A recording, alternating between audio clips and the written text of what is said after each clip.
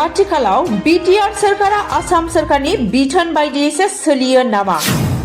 बे सोंथिया गोबां बर' सुबुंफोरनि खुगानिफ्राय ओंखारदों।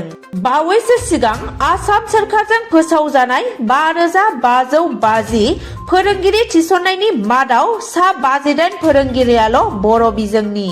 नंगौ, नोंथाङाबो थारखौनो खोनादों। थारैनो सा 58 फोरोंगिरिनि मासियाल' बर' बिजोंनि।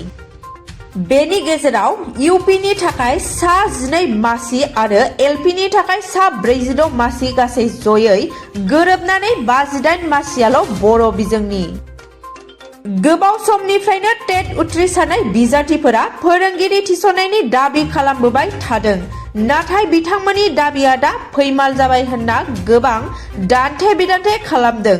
बेनि जाउनाव बर' बिजोंजों फरायनानै गावखौनो गोसो बायनाय फोरमायदों। गोबां सुबुङानो आंनि फिसा फिसौखौ बर' बिजोङाव फोरोंनाय जानाय नंला, हाब्लाबो हायाब्लाबो बोथिसे खम जानानैब्लाबो इंराजि बिजोङाव फोरोंगोन, थेवबो बर'आव फोरोंला होनना गोबां सुबुङानो दुखु फोरमायदों।